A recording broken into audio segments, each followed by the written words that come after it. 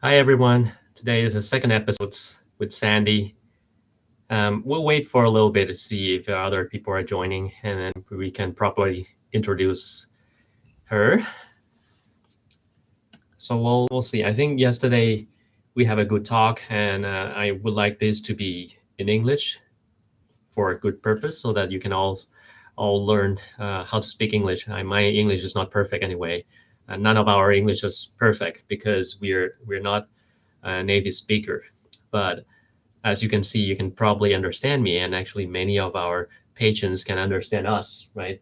Um, I still have to struggle with my writing, with my grammar and everything, but if I keep using it every day, then I will improve on a daily basis. So for many of the Thai people who would like to improve on their English, I would suggest you to try to use it on a daily basis, and watching things in English, try to imitate their accents. After, you can actually pause every now and then, try to um, restate their sentence and make sure that your accent is up to speed so that they can get better. And obviously there's different accents out there, like English accent, American accent, Australian accent. They're all different. You might not be understanding everything. So, for instance, if I go to England and I stay there for a week, my accent is completely changed to British accent. But if I'm here, I I just keep my um, U.S. kind of accents.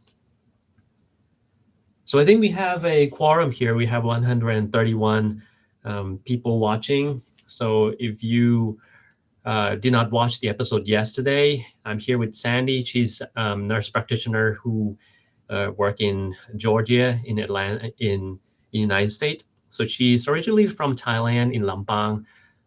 She used to study plant pathology, which has nothing to do with what she's doing currently. And she moved to the United States back in 2004, right? Yes. She got married and then moved over here. Back then, she doesn't speak much English, and it was a struggle for her. Then she decided to join nursing school, which is completely different from her previous professionals, which she deals with plant, not human. Now she's dealing with human. After she finished the nursing school, she decided to be a nurse practitioner, which there's a difference between nurse and nurse practitioner. Nurse, as you know, you can actually see from Thailand where the nurse take care of many patients. They stay with the patients, but nurse practitioner works in a way like a doctor.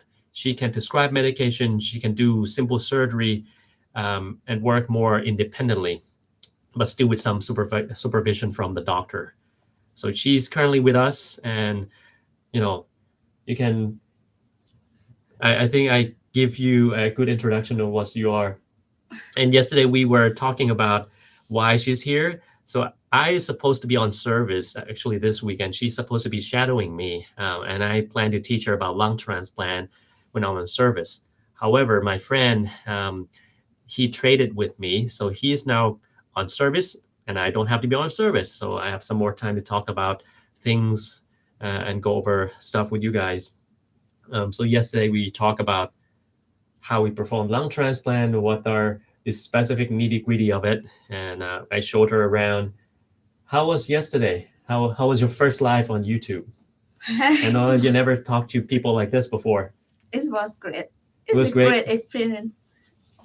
It was great experience. But I like yesterday when we look at the patient charts about certain kind of back to add Yeah, tell them what we talk about. Wow, we talk about the patient before transplant. So yesterday after we end the live, I well, not end the life of the patients. I mean, end the life of the live show. We went on and we went to the hospital, and I showed her the patient chart. Yes. A couple of the transplant patients, and I go over how we do transplant and what kind of issues do we find and what are consequences and specific needs of these patients. So we went over like how the transplant surgery is done, what are complications related to it, and what we have to watch for. in different aspect. And then after that, I just walked her around to Harvard Medical School, take some pictures, have a good time, eat lunch. We'll see. I mean, today we'll try to answer some of your questions as well. If you were to have something that's interesting, we are willing to answer. But, I think what we should be talking today is a couple of things. When people come over from Thailand to here, one question that people usually have and have to deal with is it can get lonely at some point, right? You can have homesick. You are not with your families anymore, and now you're in different countries where you know no one. And how was your experience back then when you first got to the United States? You have no friends except for your husband, maybe, and that's about it. How you get through your feeling. Maybe you can share that with the audience. I do not have problem with that because my focus is go back to nursing school, and then I make a friend along the way with American people. So then I spend time with American people. I actually don't have any Thai friends in United States until probably 10 years later. Okay. But I have Thai internet, Thai from the internet because we talk about study nursing or do nursing in United States. So we have the same interests. But to meet in person, meet the Thai person, I think maybe 10 years later, I realized that, someone live close by.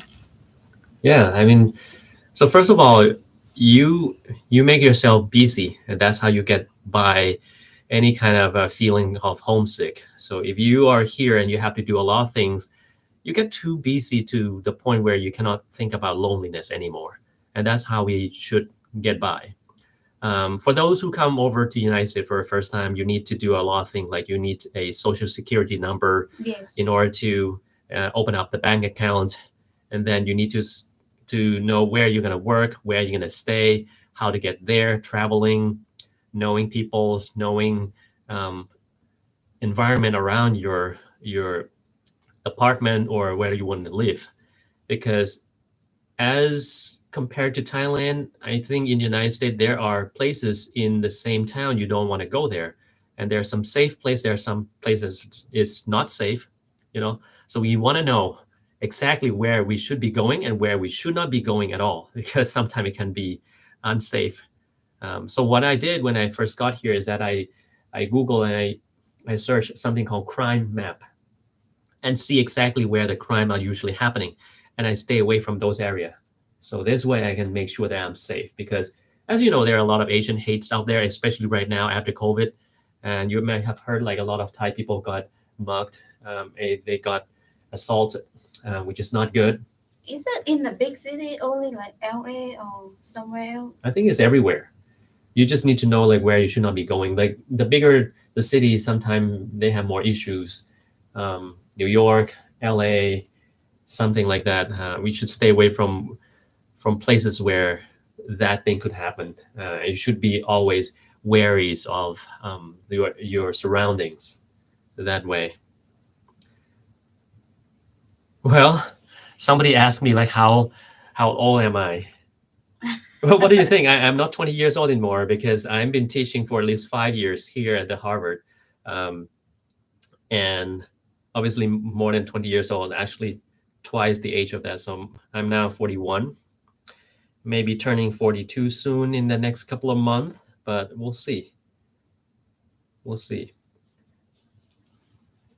That's a good to use crime map. Yeah, I think you should be using crime map no matter where you go if you want to stay there long term. Someone asked, "Do I'm afraid being alone?" No, I travel everywhere alone. Yeah, being alone is not a problem. No problem. You can actually travel alone. I came to Boston alone. Yeah, right. So coming over to the United States, you have to be a little bit more independent. I know many of my friends who is from Thailand. They in Thailand, they have big families. They have drivers. They have maids. They have everything you can think of. But when they come over to the United States, they're by themselves.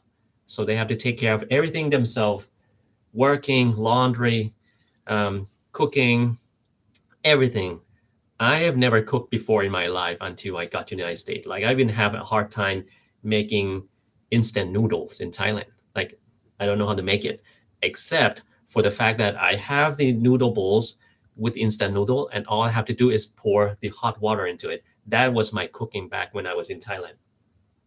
And when I got here, I have the instant noodle, but it's not in a cup. So how long should I be boiling it? I have no idea. How to cook steak, and anything else. So I learned everything when I got here, and I actually used to FaceTime my mom in Thailand and just have her direct me how to cook each step, like how do I make this spaghetti and makes it taste good and stuff like that, right? I'm not sure you know how to cook before you come over here. Barely. Barely? Yes. So she has to learn English, she has to learn nursing, she has to learn cooking and adjust to the United States. Driving. I never had driven once in Thailand. Not the car, only motorbike. Only motorbike. I have issues with motorbike, but I can actually drive. So I also drive in Thailand, so in Bangkok area. So if you can drive in Bangkok, it's not a problem. You can drive anywhere in the world. It's your instinct to survive in the road in Thailand. Well, greetings everyone, whoever is joining right now. We'll see. So there's one from USA here. She says, after her husband passed away on November the 11th in 2022, stay home in Illinois by myself, think about moving back to Thailand. I think it's pros and cons, depend on what you are going to get from here and in Thailand. I would suggest you try this. You go back and forth first and see. Try to stay in Thailand for maybe a couple of months and stay here for a couple of months and see if you can adjust well enough to consider moving back altogether. Because sometimes people regret, like I have a couple of my friends who moved back to Thailand to become a doctor there after their education here. They moved back for a little bit and they don't like it, just came right back to the United States. And some people love moving back there and they survive, they just move there permanently. So I would suggest you try, spend some time there and spend some time here and see if there's a difference that you like. All right. Well, I don't have to work that much as of now, although I have to work on a couple of a paper presentation that I have to do. I still have to, when I go back to Thailand, I have to teach. I forgot what's the full name of it is, but it's something to do with the administrator in healthcare teaching on Valentine's Day, which is interesting. So my dad, his friend opened up a course for all these big names and try to convince me to talk about the sleep hygiene and longevity. So I have to make a PowerPoint of that. I initially intend not to make any PowerPoint because I can just speak and tailor my talk to whatever the audience would like to hear. Or if they're interested in certain topics, I would just dive into that. But since it's a formal teaching session, so I try to make a PowerPoint. I just have some structure, but it's not completed yet. So we'll see. That's one of the things I have to teach. Another I might have to is the grand round at Chulalongkorn University medical faculties. Well, we'll see. I have not said yes to that one yet because it's going to take up a lot of my time to prepare, and I'm not sure what I'm going to be saying yet. But we'll see. Awesome. We'll see. Well, okay. So Miss Bella. So we met each other before. Bella, so she's from here in the United States. She grew up here, basically. She speaks some Thai, but mostly English. She just said, do you have to use a thermometer to know the weather is boiling at 100 degrees for your spaghetti? I don't need to use, it's not that, I'm not that bad yet because I can still see the boiling air, boiling bubbles coming up at me. And I know we are not in Colorado where it's higher up on the altitude where you need to know exactly how much is the boiling happening because, well, it's going to boil at lower than 100 degrees centigrade, right? But here it's always 170 degrees. This is not a problem. You want to see my ice skating on frozen lake? Well, that's not going to happen because I don't think it's safe to do ice skating on the frozen lake here because some of the ice might not be that thick and you might fall down and then you're doomed, right? I can see that happen. Have you tried ice skating before? No? No. Once? No. Why not? Try a little bit. It's not. There are not a lot in the south. Oh, yeah, that's true. Because it's not.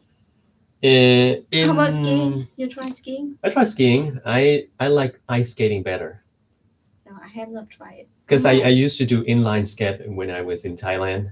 I didn't bring my skate over here, so I'm more accustomed to ice skating. But I have not been doing that for actually more than 10 years now. So I'm not sure if I can remember doing skating because it can be very slippery. But that's fun, right? Did you do any sports? When I was in Thailand, I did volleyball. Volleyball? I know, short. Yeah, I used to do that as well when I was during my freshman year. Yes, the freshman year, a little bit, not much. Yeah, during my freshman year, I was competing in volleyball as a team member. So it was kind of fun things that I do. Like as a freshman, I joined every possible sport that I can for the faculties, like the swimming, volleyball, and something else. I forgot what it was, but it's kind of good thing that you do when you're in college or in United States, in university, trying to do something. Yes, I did this for the first when I was freshman.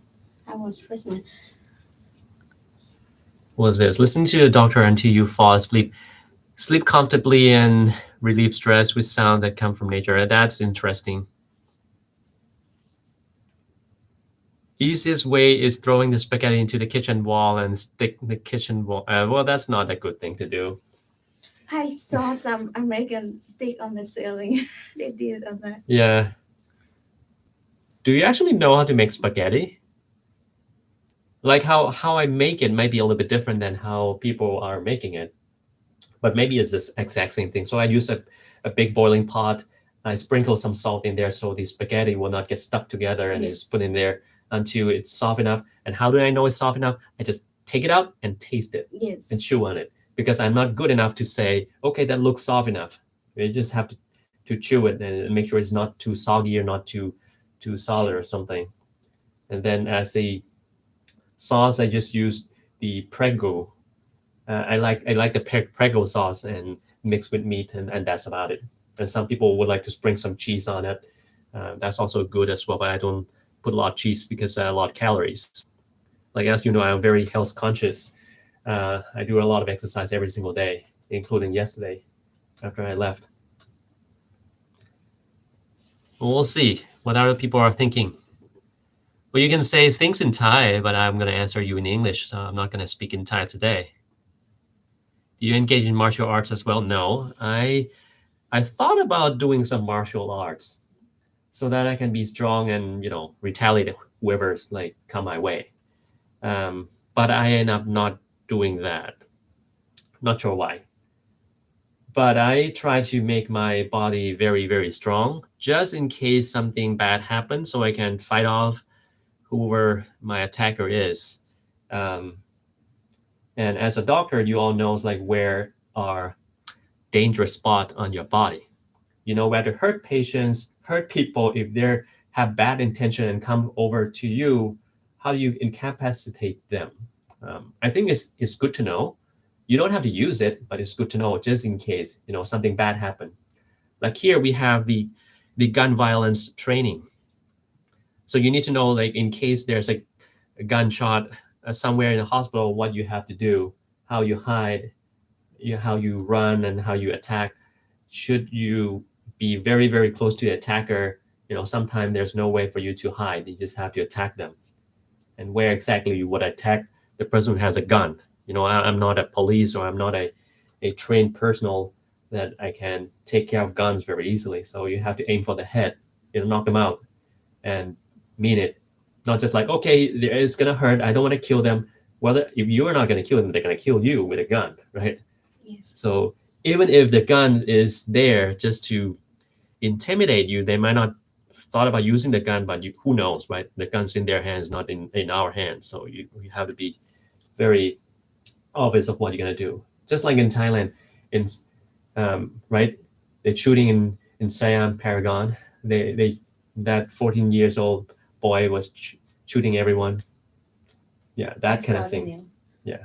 Yes, this is the same principle of the police. If they see that bad people draw the gun, They kill it. they kill it. Yeah. No chance. Yeah, no ifs and so but. You just have to end the situation right there and then. That's why it's not a lot of new why the police did what they did. Yeah. If you make an al dente spaghetti, it will be automatically delicious. I have no idea what that is all about, though. I don't know what al dente means, though. Maybe something weird or some kind of spaghetti. So various points along the center of your body are vitals plus the location of your liver. It depends. Well, liver, joints, your shins, that's where you should be hitting. Your feet, if you can hit them, that's also very painful. Let's see. So you went to the gun range and practice? No, I don't. But if there's a gun in front of me, I'll find a way to use it. It should not be a problem, right? People can use gun, and if you're strong enough, you can actually shoot one. I had to go learn shooting. Yeah, you're supposed to learn it the correct way, right? But I don't plan to have a gun license. I don't want to carry it with me. But in case of emergency, let's say somebody is shooting someone and there's a gun in front of me, I would just use it. I see. And I think I can shoot the guy. It's with no problem, no hesitation if they're killing me. I think the Alabama, Georgia, and Tennessee now, I'm not sure you can carry the gun without a permit now. You need a license, that's for sure. Yeah, you need a permit and you need a license. Otherwise, it's going to be a problem. Is it apply in Massachusetts because yeah, everywhere. Really? Everywhere you need a license. I thought that Georgia and Alabama don't have it anymore. That one I'm not sure. I think you should. Because the last time I gonna renew mine, and my husband said no, you can carry it now. Oh, good then. But it's only reciprocate state only that you can go to Tennessee, Georgia, Florida. You can carry it, but if you go to Colorado or Virginia, you can't. Right. And you cannot carry on the plane. You cannot. You have to drive. Drive only. Or walk, something like that. Al dente means rigidity and stickiness of spaghetti. Well, interesting. Maybe you know how to cook better than I do. I'm not a good cook, by the way, even though I can cook. But whatever I cook, it's me who tastes it, and I have no problem with my own cooking. I like it.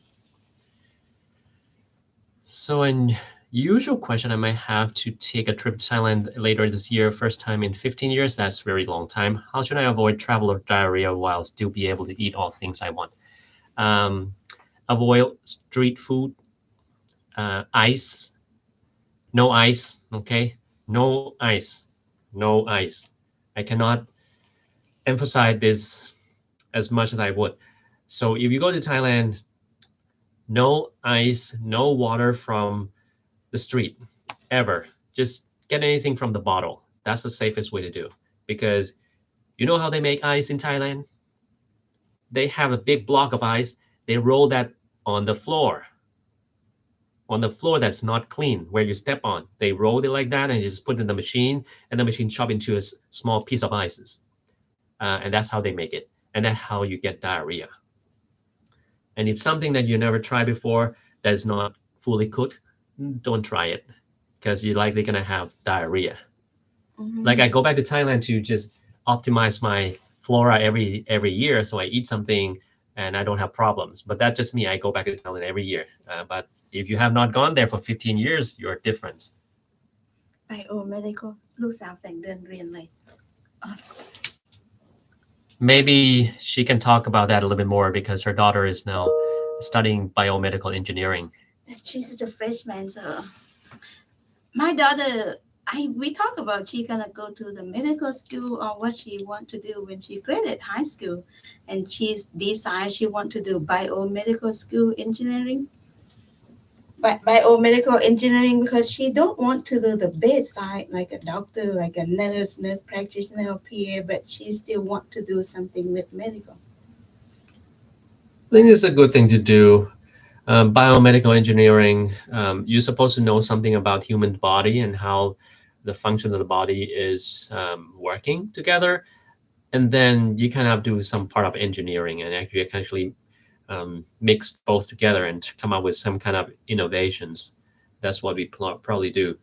But these days, there are something more rigorous than just biomedical engineering. Some people do medical school plus engineering school, an extra hard rotation, because if you do both engineering and medicine, you know more than biomedical engineering because you know both world pretty well. So some people do that as well. Thank you, Paul, for your support as always. Do I like cooking? Well, I don't like cooking. I just like eating. I cook if I have to. And I don't eat out every day just because it's so expensive. I just sometimes cook, sometimes eat out. You have to balance. If you are a student and you eat out every day, you're guaranteed to be broke. Unless your families are super rich. But I still don't like eating out every day because number one is expensive. Number two, as you know, all the food out there, they have a lot of like ingredients that you don't want to eat, like a bunch of salts, processed food and stuff like that. It is not good for your health. Yeah, so I try not to do that as much. Last week took me quite a bit. Yeah, cross your finger. You probably have to take some medicine with you, just in case. You recommend Cipro or azithromycin on this case? In Thailand? So travel diarrhea in Thailand sometimes like Bactrim. Bactrim. Mm-hmm. Cipro is more for Thai people. Like they got some kind of diarrhea that might be amenable to that. Typically, diarrhea for Thai people, they're just like self-limited. You don't need antibiotic at all. All you need is Imodium, and that's about it. And rehydration solutions for Thai people. They're not bacterial diarrhea that you actually have to take antibiotic for. So antibiotic usually does not work for Thai people. Even if you take it, nothing's going to happen. You're not going to resolve your diarrhea faster. So most people thought about, okay, I'm going to take this antibiotic like Cipro, norfloxacin, and then my diarrhea is going to go away. No, because it's not caused by the actual invasion of the bacteria. However, it's totally different from foreigner who have not been in Thailand, because those bacteria can be invasive to them, and sometimes supportive treatment is not enough for them. They can get very, very sick for a very long time, like weeks. And even after they recover from their illnesses, they can have like abnormal digestion for a very long time. Like whatever normal thing they eat, they can have like cramping, they have bloating, even after diarrhea is gone. So that's the problem with travel diarrhea. You can bring Bactrim if you want. Or some people even try like azithromycin. That's also helpful as well. Well, listening to you live yesterday, I'm curious about cystic fibrosis. You mentioned, is that easy to figure out? And I mean, how do we find this disease, and mostly how is it? Well, to us, it's easy. We can do a bunch of testing. We have gene testing for cystic fibrosis. In certain case, we can do sweat chloride test. I only heard about the sweat test. Yeah. So first thing to know is the cystic fibrosis, they secrete chloride into your sweat more than normal people. So you can check sweat chloride test. And if your chloride is high, you still need to figure it out whether it's high because cystic fibrosis or because something else. Because then the way to confirm is to do genetic testing. these days we likely gonna go do genetic testing more often than not because it implies whether you can use the medication specifically designed for cystic fibrosis or not. You have to have certain mutation in order to use this medication. If you don't have a mutation, you cannot use this medication. So you have to do a genetic testing. Otherwise, you diagnose patient with cystic fibrosis and you don't have mutation, we give you medication, it does not work. I see. Yeah. Another thing that we can do apart from like sweat chloride test is that we can do the epithelial potential from the nose. We can actually test that as well. So it's going to be abnormal in those who have borderline chloride secretion in their sweats. So we use that sometime. So it's not difficult. And these days we even have screening when you were first born, so they can screen for cystic fibrosis. So we know ahead of time. And some people will have manifestation when they are like kids. You don't have to wait until you're like older. You take Pepto before each meal. All right, then you can have black stool, right? Bismuth subsalicylate. They can actually cause you to have black tarry stool. That's a problem. You're 64, healthy, and don't have diabetes. That's good. That's good for you. So they're asking you if you could learn one more skill, what would that be? Spanish speaking. Spanish? Yeah, Spanish speaking is very important for us. I don't speak Spanish either. I want to learn from my friend, but I end up not doing so. And these days I just use my translator. It's pretty easy to get. So if you're Thai and you live in the United States and you go to see a doctor and you don't understand what they're saying, ask for the interpreter. It's your right to ask and it's free. It doesn't matter where you go, you can ask for one. Because what I hate to do is you go see doctors, he explains something to you, you come back home, you don't understand a thing. You know, I have a couple of people who ask me on YouTube, like I've seen this doctor, I live in the United States, I live in England, I live in somewhere else. The doctor says this, I just don't understand what it means. Well, how can I understand where I don't have any information about you? I don't have the test result, so I cannot explain a thing to you. So what I suggest you do is you go back to see your doctor and ask for the interpreter. Ask every question until you fully understand before you leave the conversation. So this way you can be aware of what you have to do about yourself, because understanding about your health is the most important thing, because you're the one who living your life. It's not the doctors living your life. True. Right.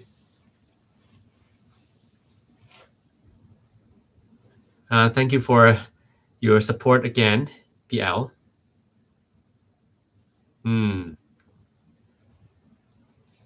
Yeah, the interpreter is the service that the hospital or clinic has to provide. It's a requirement service. It's a requirement service. So no matter which language you speak, you should be able to get the interpreter.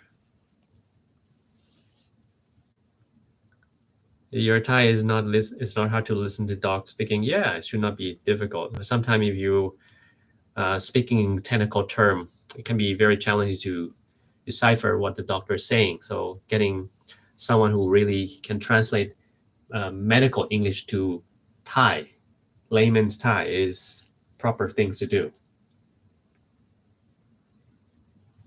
What is the most difficult thing being a nurse practitioner here? What do you think? I don't know enough. I feel like I inadequate training, so that's why I'm looking for more training, more and more and more and more. Mm-hmm. So that's what the most difficult thing. The patient why now, they have their own complication, but I gonna know their complication or not is another story. Right. So she was mentioning that she don't think that she got enough training to deal with the real medical problems, and doesn't matter how much you study, there's a lot more that you don't know. And this is also true with me and everyone. So when you first graduate, many people think that they know a lot. I cried the first time I was like, my husband asked me, you were more happy when you a bedside nurse. Now, when you became a nurse practitioner, why Mhm. you stress so much? You're not happy anymore. Well, the thing is that if you know what you don't know, if you know there's a lot of things you don't know, then you're on the right path moving forward in order to become a good practitioner. But if you think you know everything, then my friend, I'm sorry to say you don't know a thing. So there are a lot of people out there saying they know everything and they try to educate you. I can tell them that they don't know a thing.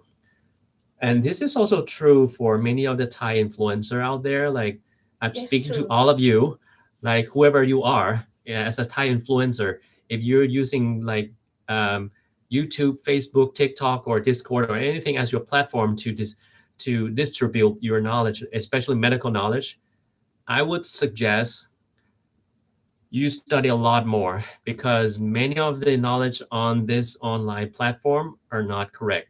And sometimes knowledge cannot be um, stated in a very short sentences. It's not always black or white. It's sometimes gray area that you need a lot more information and you need a lot more understanding in order to answer certain questions.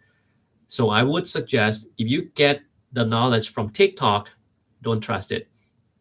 Don't trust it. And the reason are two things. Number one, when there is a limitation of time, you cannot say the whole story. And if you don't know the whole story and you know only something, you make the wrong decision. Doesn't matter what.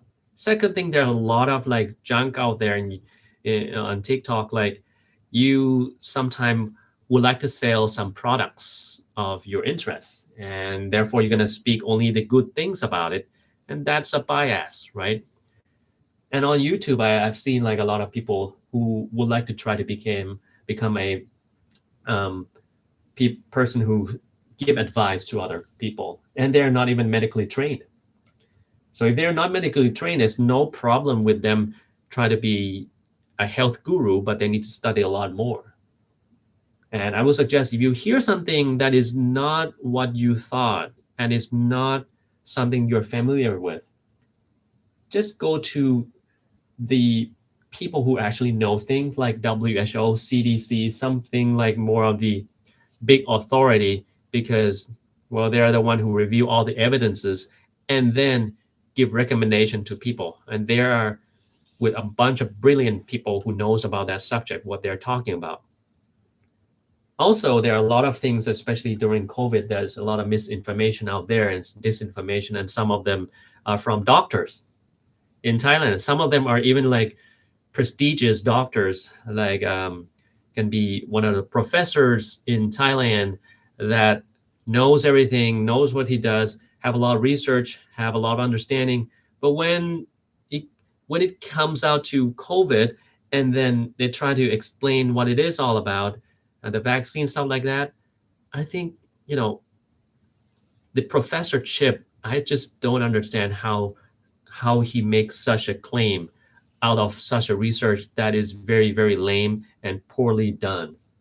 And sometimes even reference John Campbell, for instance. John Campbell is a nurse in England who speak a lot about COVID, but eventually he turned to become anti-vaxxers. And he's a nurse. He read all the research, but incorrectly, all of them. I have the evidence of why is it incorrect. And this professor referenced John Campbell, medical professor referenced a nurse who doesn't know how to read the paper. I mean, that's like absurd to me. Like, I just don't know how people believe in it. But obviously, we do understand that there are a lot of people who believe in something that is scary. If they hear something very scary, um, and conspiracy theorists, they tend to believe that because they don't want anyone to govern them, so they tend to do that. People are likely to do something outside the boundary, and if you can do that, then you start to believe those people. That's the problem. So it's a lot of scam out there. You need to make sure you're protected from that. Let's see, what is it? Sometimes the interpreter can be done on the real time. Yes, it can. It's the real time. We use Yeah. the real time. Yeah, we use our real time, use a phone, And something like that. sometimes some places have the video. Mm-hmm. We can use on the app on our phone too. Yeah. in my opinion, do you think you ใช้ทุน okay ใช้ทุน means you have to work and pay off your loans is necessary for graduate medical students in Thailand if one plans to practice or do residency in states with upward your physical and mental health. I can tell you that I am more than capable of telling you that because I did that myself for 3 years and I worked for an extra 2 years before coming to the United States. The pros and cons. So the pro is that when I got here, I have all the knowledge I need, all the skills, all the experience from taking care of the real patients, and I really value that when I come to the United States. However, you don't need this to become a good doctors. So to me, if I were to go back in time, I will still do that again. I will still go back and pay off my loan by working in the hospital before I come over and do my residency because it gave me a lot of experience, make a lot of friends, you know how the real life works, and this experience you're never gonna get it from United States ever. There's no way you're gonna get such experience. Like you're not gonna get to do appendectomy in United States. You're not gonna get to do cesarean section, tubal ligation, gunshot wound, and so many more. You're not gonna know how to take care of like pregnant women who have thyroid storm. You always call like specialists, you know. I have to do that like difficult case of SLE, HIV infection with many things that you don't have a specialist for. You have to deal by yourself. So my learning curve is like super steep. I was just like you where I don't know anything, but then I'm forced to take care of very, very sick patients. So how do I do it? I learn, I read, and I take care of the patient and I learn from my mistake. And this way you have very steep learning curve. But if you're in United States and you come over here, you don't have such luxury. You're gonna get a lot of input from specialists. Yes. So if you get an input from specialists, it's totally different from you doing yourself and trying to struggle through and listen to someone else who's doing it. If you listen to someone else, most of the time you tend to believe them, you don't question them, and then you don't learn much from them. Unless you are someone who is very, very curious about every single thing, like me. That's how I learn from many specialists. But if you're just like regular human being, go through medical school and you don't ask a lot of questions, and you ask questions, you sometimes like more like to learn from your attending by your attending has to teach you something so that you learn. You're not like proactive. Then I would suggest you just do some of these you just have to do some of this experience in Thailand. I think that's gonna worth doing it. Maybe just 1 year, you know, you don't have to do 3 years. You can always do 1 year and then come out if you don't like it, you know. And it helps you with mental toughness as well. So you go through Thailand, like sometimes I see like 100, 200 patients a day, which is a lot. I'm beyond call every day for a while. You get very, very tough. And when you come over to the United States, I mean, you're very tough. You're not likely to be broken very easily. That's the thing. Well, let's see if you have question or any suggestion, anything we can talk about. The question suggests Yeah, about working as a nurse practitioner or anything. not much, not right now. What kind of I kind of like, as me, I know I don't know enough that, and then I'm looking for more research, more and more and more. let's start with what kind of problems that you feel uneasy to take care of when you actually see it with your patient. We can talk about that. From the beginning, with experience with my husband have acute renal failure, and after that, I look into everything before I prescribe medication. The hard part for me, work in urgent care, I don't know enough about that patient. They not always tell me the right information, or I don't ask the right question to get all information either. But the problems, challenges the most. Yeah, and this is something that happened in the United States as well. Like when people go to see their doctor, they don't know anything about their medical illnesses. They don't know medication. They even tell you, I take blue pill for high blood pressure, Yeah. or pink pill, or the antibiotic. The last time I take antibiotic, I take green capsule. Yeah. And So that's actually very good things to know about. Like, it's not only Thai patients who go to see doctor knowing nothing about themselves, knowing nothing about what medication they take and what kind of allergy they have. This Right. happened in the United States as well. It is not good for the patients, because what if you tell me you're allergic to this blue pill and I give you green pill, but it's actually the same medication. You have severe reactions. Is it my fault? It's not my fault. It's actually your fault that you don't know what you're taking, what medication you're taking. And when there's a problem, something like that, trace back. Whether the one who be having trouble is patient, because you don't know anything about what you're taking. How would I supposed to know? And I don't have any information about you. So being a good patient supposed to know what their diagnosis is, what do they carries. Like, if you don't know a medical term, just have your doctor write the medical term for you, and you keep it in your pocket. And every time you go see doctor and say, hey, I have this thing, like I have hypertension, SLE, whatever that may be. And this way we have the same understanding, because sometimes when you translate medical term into layman's term, it's changed the meaning. And when you say that again to the doctor, we don't even understand what you're trying to say. Right? That's the big thing.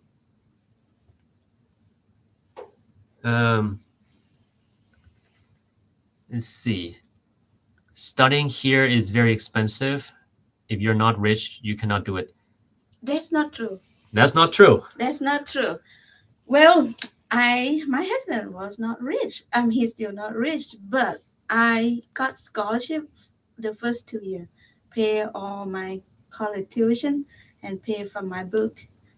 My husband just paid me for daily living. Yeah, so it's not true.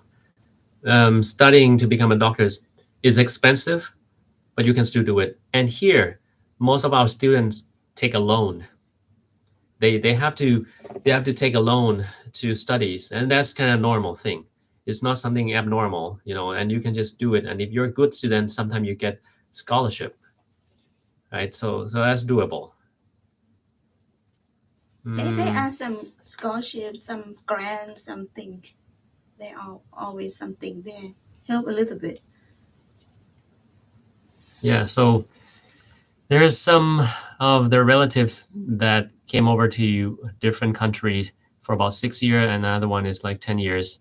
When they gone back to Thailand, they have like culture shock. Yeah, that happens. In some instances, like when people came over to the United States, they have culture shock, and when they went back to Thailand, they have cultural reshock again. It's so different, and you're getting used to all this United States stuff. Like, if I have to go back, I can guarantee you I'm not going to be in the government sector for sure, 100%. I'm not going to be like something full-time in Chulalongkorn, Mahidol. That's not going to happen, because I know why. So number one, you have to work very hard for very little money, and you have all the kind of works on top of you. This is not possible. You're not going to have like work-life balance. The one who can do that is the one who is very, very rich to begin with, or you have to work in this hospital and also in private sector in order to survive. Otherwise, you won't survive. So if I go back to Thailand, that's not going to be me that you see in this big hospital all the time. You're going to be seeing me in more private sectors. And I might do part-time in university hospital to teach or something like that. But it's not going to be my primary job, that's for sure. Yeah. And when people talk about money, I think that is important, because you cannot live without it. I mean, those who say money is not important, and if you're a doctor, you're supposed to sacrifice yourself for the others, for the other's sake, for the greater good, I would suggest, well, that's not fair to any of the human being. Would you sacrifice yourself if you work, like, for instance, if you work in the office, you do office work, would you sacrifice work, like you work overtime and be on call until the next day in your office, going nowhere outside the office, including the holidays you have to work? Would you sacrifice that for the exact same amount of money? I would suggest, well, you're likely going to say no, right? Because it's not fair. And people work overtime, they have overtime charge, right? If you work overtime, you have no overtime charge. What you going to say? It's unfair, right? Same thing with doctors. It's unfair to them. their families they have to take care of as well. What else? Gray anatomy. Well, have something that's true, sometimes it's not. Can doctor and nurse have part-time job? Yes, I worked two jobs before, one part-time, one full-time, but I quit. Only do one right now because I have enough hours at the full-time. Yeah. So it's always that we can actually do that if we want to. Is an NP in the States more capable of a common nurse? In Thailand. In Thailand? Yes, definitely. Because we can prescribe, we can do simple procedure, including joint injection if we choose to. Toenail removal. I mean, I know some YouTubers have do the toenail removal too. Yeah. In Thailand, but yes, like simple laceration. Yeah, so they can do a lot more here if you want to. Prescribe medication, interpretation, the lab. Make the final decision under the supervisor. I like this one. Sacrificing work is a speech of hypocrites. That is completely true. I cannot disagree more. Have to agree with you. Why people like to wear black in winter? I have no clue. I don't know whether people like wearing black in the winter. I don't have black. I have red. Yeah, she has red in winter. Red winter cold. I wear black just because it's like more of a neutral color and I can use in every occasion. If I go somewhere where I need to wear black or something like that, I'm fine with it. But it's not always I'm going to wear black. Some people have to take loan. Well, that's kind of normal. You have to take loan. That's a pretty common thing to do anyway. You take the loan for your house if you want to buy the house. That is true. You have to take a loan for everything. Yes. Yeah. What's your joy in pulmonary medicine?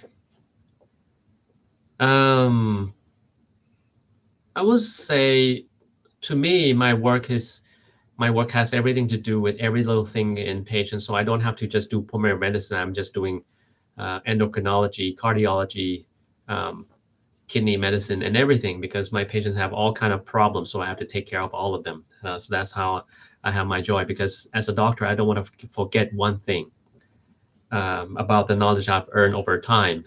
So if I can have all the knowledge, that would be something good. I saw that. I saw you look on every aspect. They look at every aspect, even bone scan, bone density scan. Yeah. I saw that someone looking for the EGD, looking for GI, GU, looking for everything. Yeah. So what she was saying is that we just had a meeting for what we call transplant listing meeting. So when we are thinking about transplanting someone, we have to assess their medical issues from head to toe, making sure everything looks good. So I'm not just only taking care of the lung, like, okay, we can do lung transplant, just focus on the lung. No, we have to focus on how their swallowing is, if they had colonoscopy done before, their bone density scan, if they are diabetic, if they're using any substances, how is their kidney function, how is their heart function, how is like everything else going on in the body. Is it safe enough to do a lung transplant or not? So we look into every aspect of that human being. So it's just not the lung that I'm having to care for. What's this? Black makes you warmer as long as there are sunlight. No sunlight. If there's no sunlight, no, the same. It feels exactly the same. I have white winter coat. They're not, well, there's no difference between white and black anyway when I wear in the winter, because there's no sunlight anyway. So it's gonna always be exact same temperature. You're not gonna absorb anything more. All right, you need to go to sleep. That's good. Take some nice nap. Yeah, we'll see. No, just because these people, I think it's always the same person asking some question here and there. Can Miss Angdon do a southern twang for us? I don't know what is that. Well, it's just probably some of the accent they use in the South. I used to be able to do it, but I cannot do it anymore. I used to live in Atlanta where there's southern accent to it, and sometimes it can be challenging for you to understand what they're talking about, but it's fun. Yeah, I have never tried. Yeah. I like all kind of foods as an evidence. Yeah, it's like eating everything. So to me, I eat everything. I don't have any contraindication that or something I cannot eat. Is there a slang you can share? You have slangs? Oh, the sound, it depends on who you're talking to. I reckon, what else? I don't know. They have to talk and then I can translate for it. Oh, Yeah. like a minute. The patient said, I asked them how long they've been diagnosed with hypertension. And they said a minute. What that mean, a minute? For American in the South, it means long time. Mhm. But they said a minute. Yeah, I've never used that one before, so that's interesting. Okay.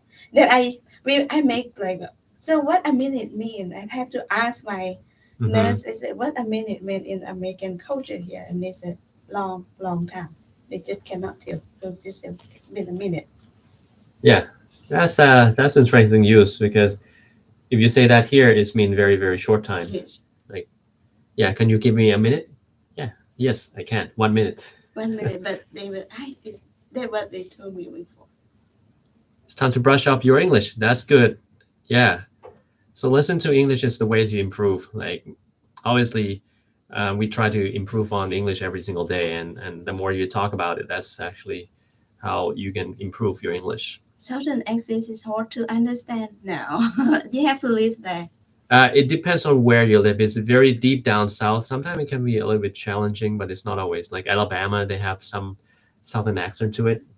Like if you watch Forrest Gump, they have a little bit of southern accent in it. So you can go watch it. But to me, I don't have any problem. I do have problems when you are African American. Sometimes you have like certain accents and certain kind of like vocabulary that you don't usually use, right? For instance, if you said cab, C-A-B, cab, that actually means a bullet. I'm going to put a cab in your head right now, so which means I'm going to shoot you in the head, something like that. So there was some threatening thing from the African American people. And sometimes they just say, ass mean butt, right? But there are a lot of things about ass, like you are the ass. It's Bad guy. yeah, right? Or you're half ass. You don't think right. Or you do only half. Yeah.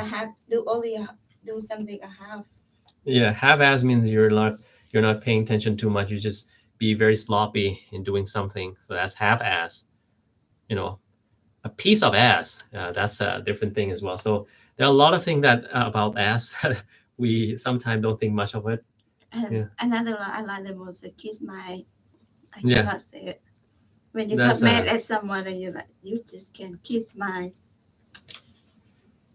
Well, Bella, I think you know a little bit more than I do because I rarely have to use the words as, because there are other things.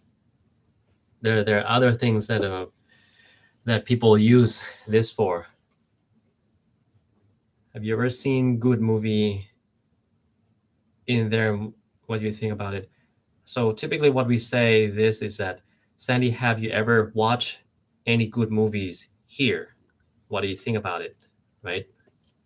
I have not watched movie for a while. Me neither. I rarely gone to the movies myself. Because I sleep. I will sleep through the movie. Yeah. So warm. You know many condemnations. That's good. I hate slang word because I not too much. You don't understand? Well, slang words. The same in Thailand. There are a lot of slang word, right? When teenagers start using something that a foreigner doesn't even understand what it means, even though they understand some Thais. But we do understand what it means. So if you use Thai slang word, I do understand what it means though. Good movies. I don't know, like I have not watched anything, so I don't know what good movies is these days. Japanese speaker would have a hard time saying Earth Blaster. I have no idea what that means. Because I don't speak Japanese. I understand a little bit of Japanese, but it's not much. You do? No. You don't understand? Yeah, that's true. Yeah, yesterday we talked a little bit more about lung transplant, and yeah, I think we did talk about many things, like what's the differences between the new lung and the native lungs, and what kind of medication we use, and what are side effects of those, and how we have to prevent reactivation of diseases. That's what we talk about. It's very in depth. I think it's more depth than the nurse practitioner. Yeah. The needs for the urgent care. But it's a good information because then you understand better mechanism and everything better. Mm-hmm. It's only CMV or the Herbie.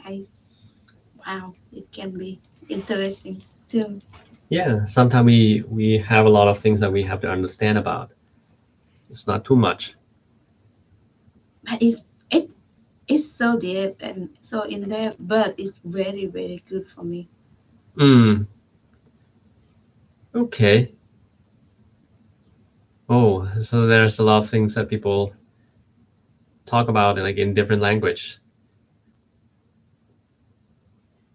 What is that? Why do transplanted patients have no feeling when things get stuck in their lungs? I can answer that because I just learned yesterday. Because we not connect the nerve like we connect the pulmonary vein, like a one half of the circulation. Yep. But no lymphatic connect to that and no nerve connect to that. Yeah, so there's no nerve connection, so that's why you don't feel a thing when they fall down. Pretty much the same reason the Russian girls ordering some Coke. Oh, yeah, I know what you mean. That's also true for Japanese when they pronounce that word, right? Well, I'm not supposed to say that on YouTube, but I know what you mean. Yeah, was that I would like to learn from which does not refer to TikTok, but that's me. Oh, that's good.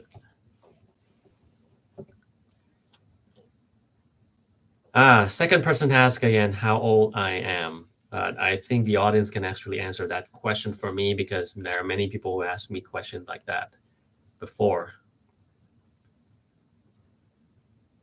You can be young as long as you take care of yourself, like you exercise, you eat right, you sleep enough, and you take care of your stress right away. I don't know why people like keep being stressful about something, so they keep thinking about the same thing over and over again.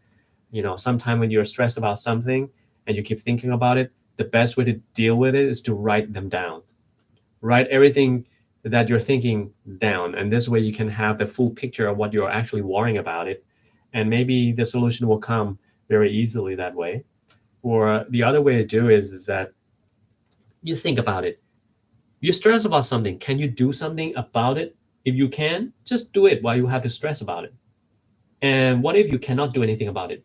Well, since you cannot do anything about it, you're not going to change the outcome. And why would you stress about it? There's nothing you can do about it, right? So either way, you don't have to stress about it because one way you cannot do anything about it. Why bother? The other, you can do something about it. Why don't you just do it then? Why would you have to think out in your brain and not execute your thought process? So that's how I deal with things. INTJ. CMU. Yeah. Photo. Yeah, you need to get your stress outside your brain and to not have other people dictate what you have to do and what other people are saying about you is not you. Is them projecting their thought That's to true. you. It's not you yourself. So I don't care much about what other people are saying. If they say you're not a good person, you are lame, you are bad, you don't know a thing, what actually they're saying is that they don't know a thing. They're lame, they're a bad person. And I'm not sure if you ever thought about this or not, but those who accuse you of something, they are usually not as good as you. They're usually more people who are not as good. They don't have good income. They don't have good thought process. They're not clever. So they're like not good person. But have you ever heard Elon Musk or anyone who is above you, very good person, very successful person, curse you, saying you're dumb, saying you're like bad person, you don't know a thing? Never, right? And being said that, when I was a new nurse, I have two nurses that kind of bully. They call it they're young. I have that one, and then I have very very good nurse that teach me everything. And I saw on him, he's so smart, and he didn't even care if you know better than him. Right. Because he teach me to be independent, to be able to practice, and he don't, because he's so smart that he even don't care if somebody else smarter than him, because he's smart. He know with direction he can go, what he can do with his life, what he gonna do with the patient. He already know. So teach me is not threat to him. But some nurses feel like a threat, but they're not a good nurse. I see that I the first job I ever had. This is true, right? If you're a successful person, you don't waste your time cursing other people or blaming other people at all. So whoever like saying bad things to you, understand that they are below you. They're always below you. They're not as good as you. You're always higher than them. The person who have successful life there don't waste their time criticizing things. So I just want to make sure you're aware of that. That's something. Is it true stress can cause the illness? Yes. Of course. I see in the women they have a heart attack from the stress. The case study about the stress and cause a heart attack before. Yeah. So I mean, stress, I actually made a video about stress. So you have acute stress versus chronic stress, where there are differences between the two. Acute stress is actually a good thing to you. It makes you improve yourself in both the mentality, your thought process, as well as your physical ability as well. However, the chronic stress, whether it's mental or physical, they are always bad. So acute stress means, let's say what the word they call again, start with EU. You stress, something like that. What the word they call for the good stress? I think people are making it up. Really? There's not always the word for that. I see. Yeah, so you have acute stress. That's actually appropriate stress. For instance, if you are going to have an exam next month, you're stressed about it. If you have some stress, it's going to make you study a little bit more. If you have no stress about your exam whatsoever, then you're not going to study at all. So that's not a good thing. You should have a little bit of stress for you to improve yourself. If you train yourself to run faster, that's actually putting a stress on your body. And that's actually a good thing. So you can improve yourself physically. But if the stress continues, let's say if you think about something too much and it's start to bother how you're functioning day-to-day basis, then that become a problem, because you eventually is going to have hormones that you don't want it to come out. So hormones such as cortisol is something, not a bad thing, but it would be bad if it's there for all the time. Because in the old days, like historic day, when our ancestors were hunting for food, they need some stress. If they see a lion in front of them, they need to hunt that lion down. They need some stress booster, so they need cortisol to come out so that their blood sugar goes higher. So this way, all the cells get enough sugar to function. They get adrenaline rush, in order to kill that tiger or the lion, they need these hormones. Once they kill the lion, their stress goes away and their hormones come back to normal. They have normal sugar. However, if that stress does not go away, they have constantly elevated cortisol, so their sugar is high all the time. They suppress your immune system all the time, so you're going to become diabetic. You're going to become obese. Yes. You're going to have issue with your immune system. Fatty liver. Yeah, everything, right? And then you have Central obesity. That's true. And if your adrenaline is always high, you're going to have high blood pressure, you're going to have heart disease, you're going to have heart attack, and many more. So chronic stress is always bad. Acute stress is always something good. You should have some. I saw someone say this. Someone studied nursing after they're done with agriculture. That's good. One of your trainers even thought he is still young. He has Botox filler because his face muscles fold so much that he has wrinkles from weightlift training. Okay. Well, it is what it is. People love to look young. You go to work today. I don't have to work much today. He did the conference. Well, that's the morning things that's done already. Clinical psychologist once told me there's no conclusive evidence that stress leads to cancer. No conclusive evidence. My opinion on this is yes, it does lead to cancer if it's long enough.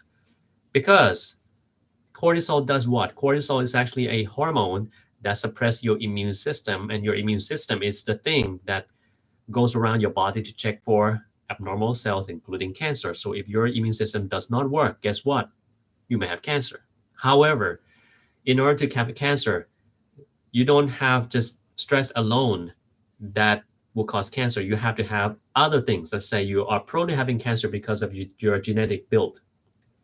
Your environment is, you have a lot of PM 2.5, and you do something bad to your body, your habit, and how you live your life. So these three combined together may equal cancer. So if you are protective in your genes against cancer, and then you live your life in a not a good way, like you smoke every day and you stress about something every day, maybe you don't have cancer because your genetic studies build up are actually protective against cancer. However, nobody knows that you're going to have the genetic build that can prevent cancer. It's not always. And the more you age, the more likelihood of you getting cancer, because your cells going to divide more and more and more. And each time they divide, there could be some mistake. And that mistake, if left unchecked, can lead to cancer. So that's how I think about it. Cortisol hormone is a stress hormone. How to get happy hormone to reduce stress? Exercise. Yeah, exercise. I always tell everybody on my channel, you exercise, you sleep enough, you get rid of your stress right away, and you eat good food. Like these are the fundamental of how to live your life healthy. There's no other way. There's no cutting corners. Like people always talk about, okay, I have this disease. What should I be eating? What supplement should I take? That's not a good way to think about things, because you try to find the shortcuts, which does not work. Usually it doesn't even work, and you end up spending more money than you should have, and for nothing. You ought to listen to his other videos. Even the dog's answer you hear will speak in English. Correct. I will speak in English.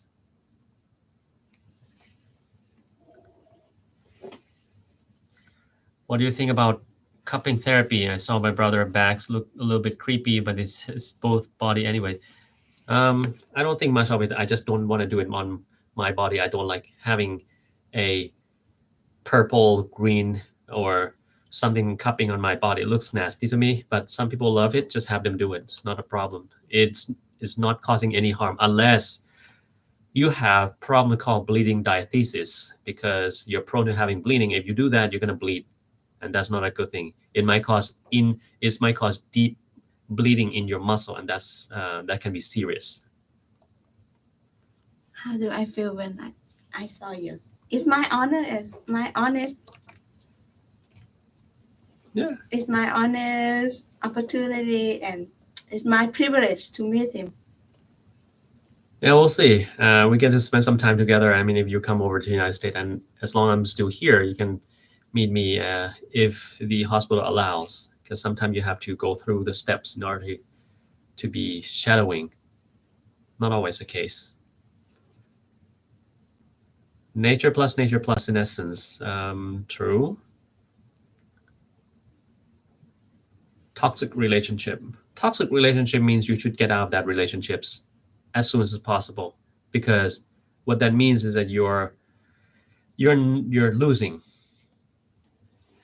So if you're in a relationships with anyone, it doesn't have to be romantic relationship. It can be any kind of family, work, or something like that. If you find yourself in the relationship where you're having a hard time with that relationships, it's either you're not strong enough emotionally, or something like that happening. So if you're not strong enough, there's two ways: get out of there or get stronger. There's no third way. That's what I do. So if you're not strong enough there and you don't think you can get strong enough, just get out of there. You know, those who are gaslighting people, and your brain or your psych status cannot fight off that gaslighting, then you should get out of there, because otherwise you're going to be exploited all the time whenever you're there with them. The last question, I will not answer anything. I cannot say anything. My room smells? Well, I do have smell. something. I don't smell anything. I don't think my room smells of anything. I don't smell it.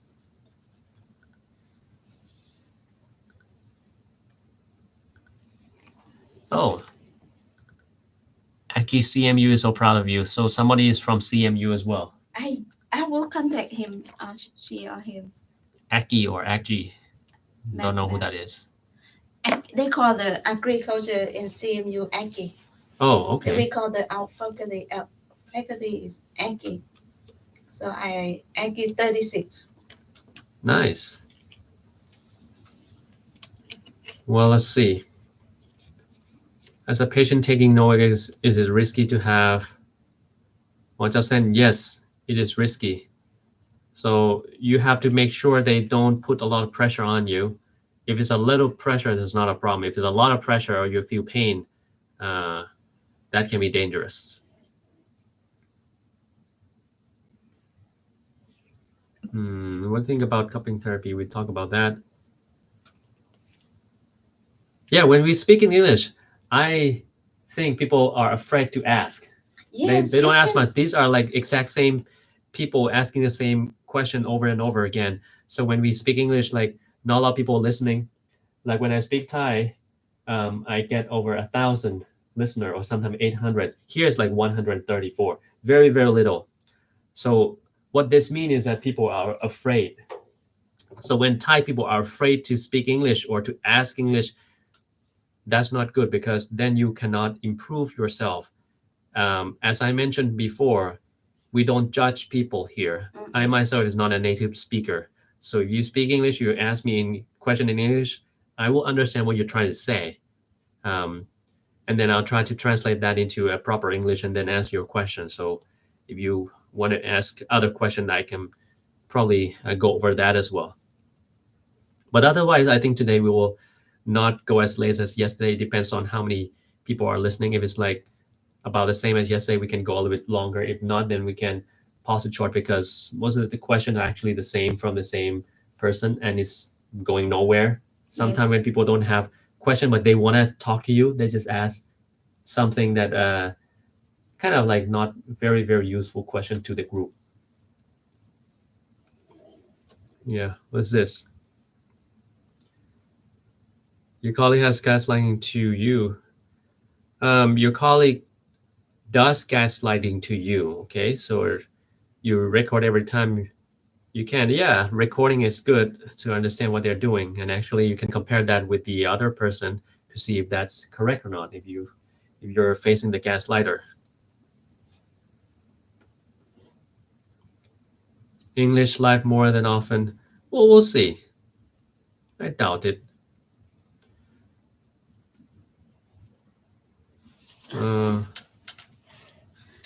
เรียนเจอฝรั่งบูลลี่ไหม I'm not sure I didn't pay attention I hardly pay attention but when I first started the job yes that what I don't feel like they bully me they just not sure about themselves and then they scare of me gonna take their job away kind of thing like that more but I didn't pay attention Yeah. Well, I think why don't you guys like tell us about yourself and what kind of issues you're facing currently, so we can share our own experience if we face the same thing or not, you know? Because we share our own experience already.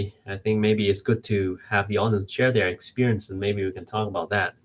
Like today, I don't even have a topic and we can actually talk about many things. Yeah, because the only first 2 nurses that when I went to the nursing, there's only 2 that I remember.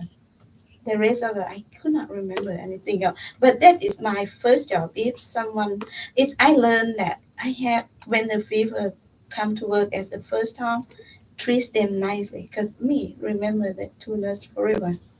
Yeah, the thing is that if you're facing with someone who is harassing you or bullying you, the best way to deal with them is to get better than them. Yes, that what I proved them wrong. Yeah. Now I'm far more than because they still work as I work as a nurse practitioner now, but they still work as a bedside nurse. ER nurse. I'm not saying that ER bedside nurse is bad, but just move up on the career. I have more opportunity now. Yeah, that's true. You have to go to bed? Yes, good. It's pretty late already. So you should also take some nap here. I heard of psychosocial functioning. I'm not sure what that's supposed to mean. You've heard of me too. I've heard about that, but what's actually your questions about it? Like the thing is that you have patient who harass or your colleague, try to be better than them. You know, that's the best retaliation you can get from anyone. It's actually good for yourself more than for them now. Yeah. Because it's the more you better, the more confident you are, the more you could care less about them anymore. You don't pay attention because you know what you're doing more and more. For me, anyway. Yeah, that sounds very good. Well, you're going back tomorrow, right? What Yes. time? Tomorrow around 6 o'clock.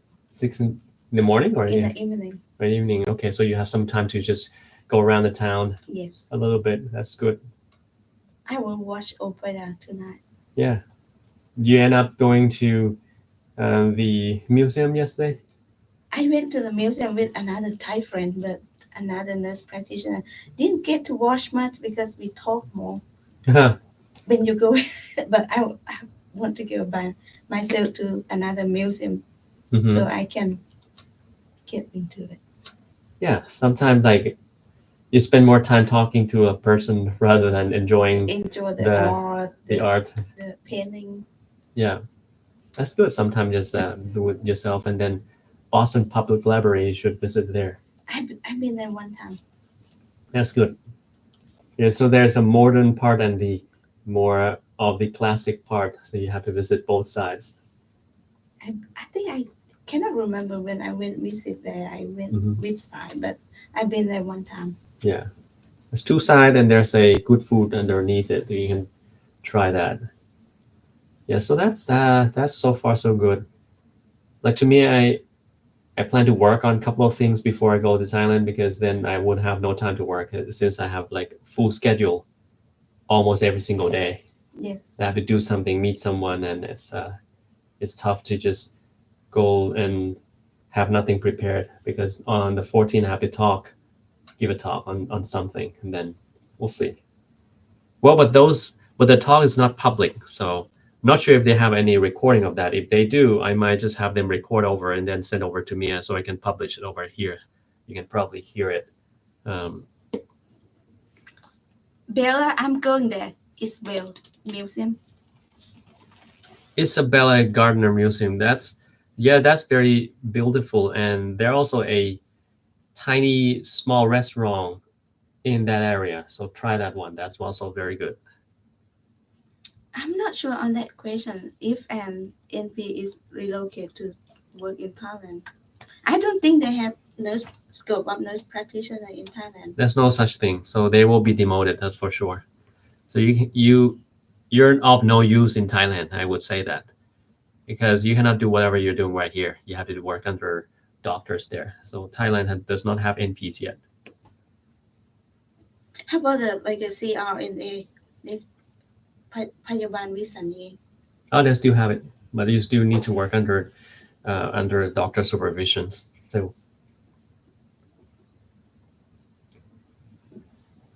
So as a medical student, how do you deal with chronic sleep deprivation? Have you ever struggled with this when you were a med student? Yes, of course. I exercise.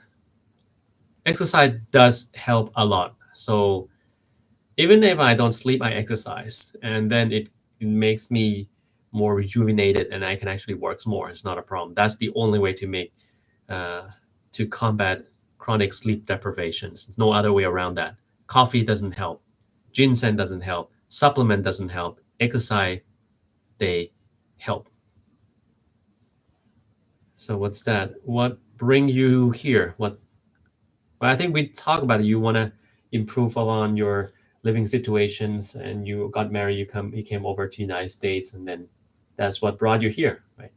I normally make a joke about, I said love and money, or money and love.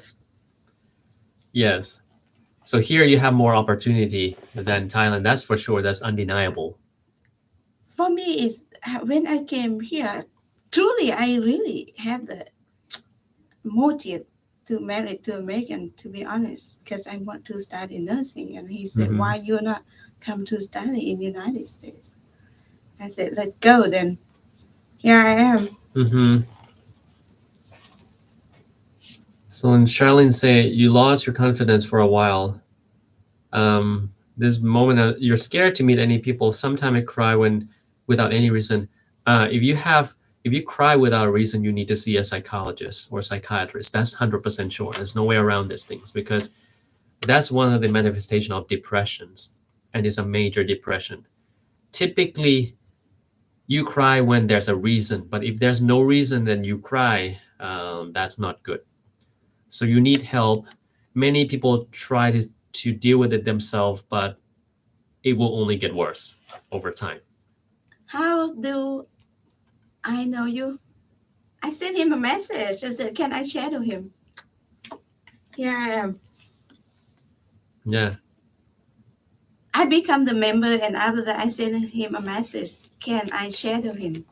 And he said, I had to go through the paper with the hospital, and then I got approved, and I come here. Doesn't working out when you have sleep deprivation have adverse effect? Yes, it does. But it improve. So what you need to do is to not push yourself. What you have to do is you have to run. Okay. If you want to survive, you want to get better, you have to run, you have to exercise. And the thing is that you don't overdo it. I think, you actually overdoing many things. And I'm not sure why you're doing that. For instance, if you're sick, you want to exercise, and you try to push yourself, that's not a good thing to do. You're only going to break it.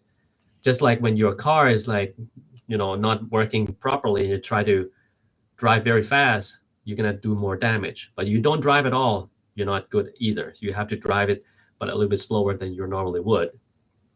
And if your body is not properly fresh, like you have sleep deprivations, you can exercise actually make you feel better. But you don't push it to the point where it's too much for your body to handle. And how much is too much? You are the one who have to judge yourself. There's no one who can tell you better than yourself. So most people are always like, how do I know? Well, your body will tell you. If you have to push too much, too hard, that's likely wrong. And if the next morning you're feeling too exhausted from the exercise, that's probably too much for you at that point to handle. Yeah. What's the best exercise for osteoarthritis? I already had the video for that, so go back and look at that one.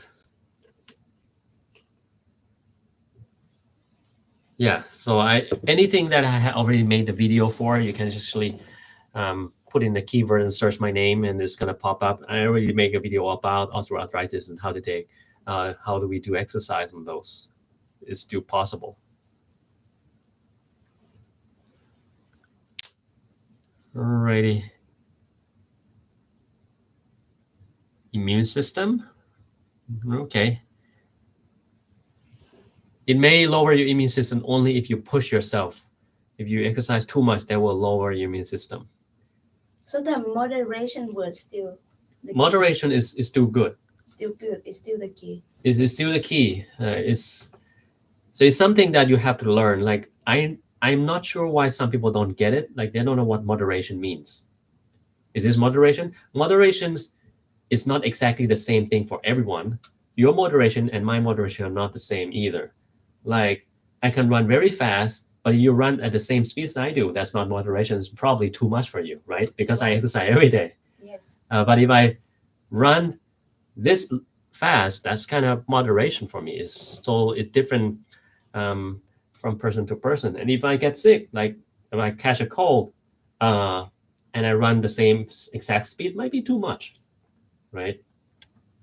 Oh, I can give you another slang, something called under the weather.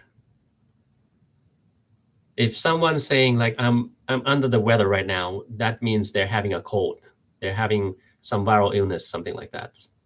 Under the weather. So that's a slang that some people use, and many people may not understand what it means. Like under the weather up there, while you're under here, that means you're having a cold. Or have a bad day, or it could be have a bad day too, right? Not really. I mean, have a bad day is different things.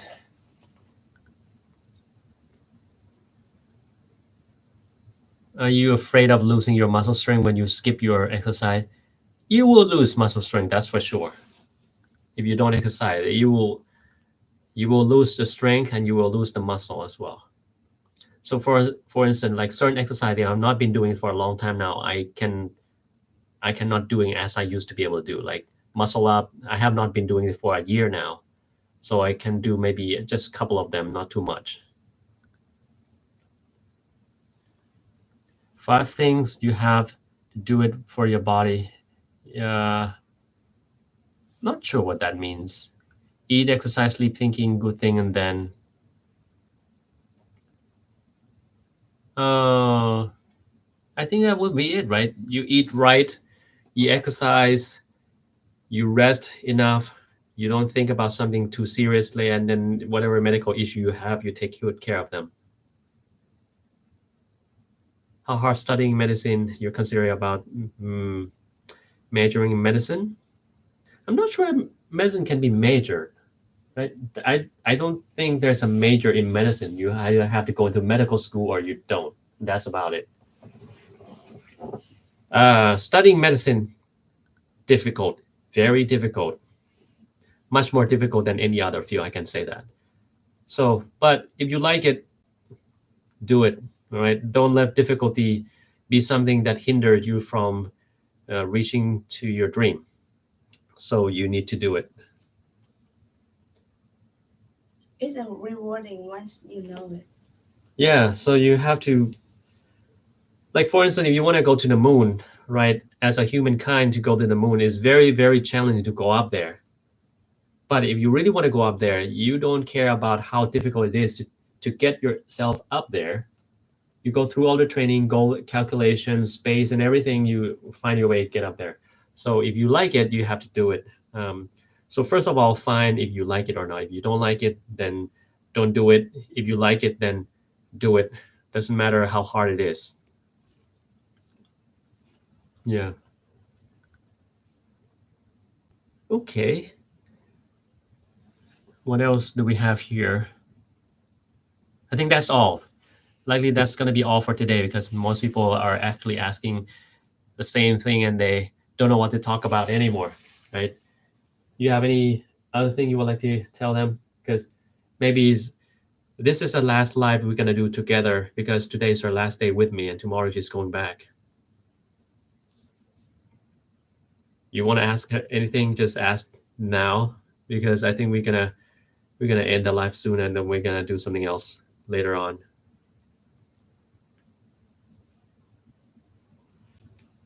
What do you have for lunch? I don't know yet. Next year, maybe. But next year, if we have a meeting, it will be exercise meeting. It will not be a formal meeting like this year. Okay, so be prepared. Depends. I might change my mind again, but I pay more attention to exercise. It will have to happen. It doesn't matter what. So I'm going to be doing that more. And this time, the meeting that we have a fan meeting is going to be a long meeting, like from noon to like 4 o'clock, something like that. And it's kind of packed with activities that we are going to do here, but we'll see what it is.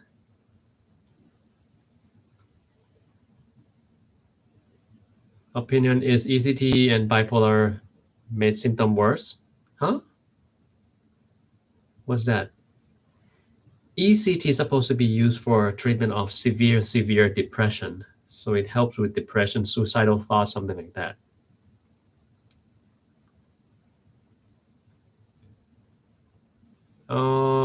What else?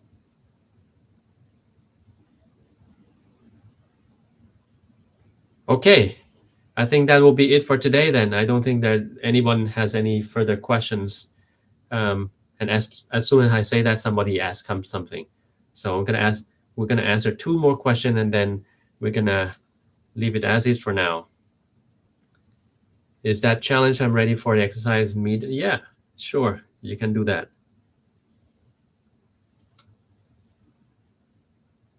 What shall I do with someone?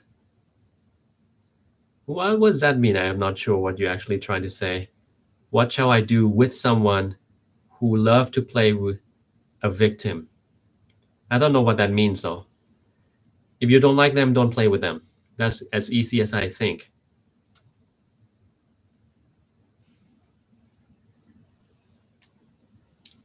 All right, one last question. So can you share something about your work that you like? I like the most.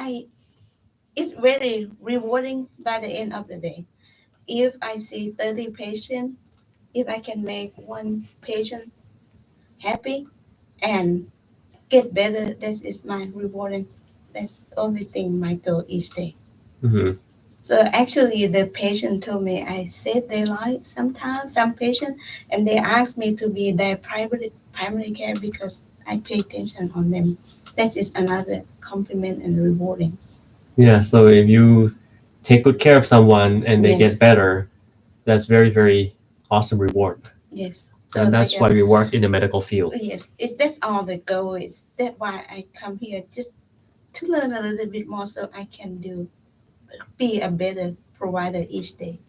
Yeah, that's also true. Well, what's it? Play a victim, they love to insult others for fun. You insult them back. Why hesitate? You know, if someone loves to insult someone, you get better than them. You become a better self, and then when you are very, very good, you're higher above them. That's the very good retaliations, right? But if the thing that they're doing is like harassment or sexual harassment, that's, they cross the line, then you need to report them to whoever your supervisor or their supervisor is. And if that's not happening, or the action has not been taken care of, you bring it up to like social media, or make it a real big deal. And this way, these people can go away from the system, because we don't want any harassment in our society. That's not a good thing. It's not healthy thing that we do together. Alrighty, so I think that will be it for today. We'll see you again next time, but today is likely going to be the last of the English we talk about in this live. Maybe the next time I'll think about some other things and we talk about. And I'm flying to Thailand pretty soon, and I still have very, very packed schedule, so I might not be able to see many one of you. But if you meet me somewhere on the street, yeah, say hi. Yeah, I'm not gonna bite you, but I'm not gonna spend a long time with you either. It depends. All right. Understandable. Okay, my friend. Take good care and Thank you have a very nice much. sleep. All right.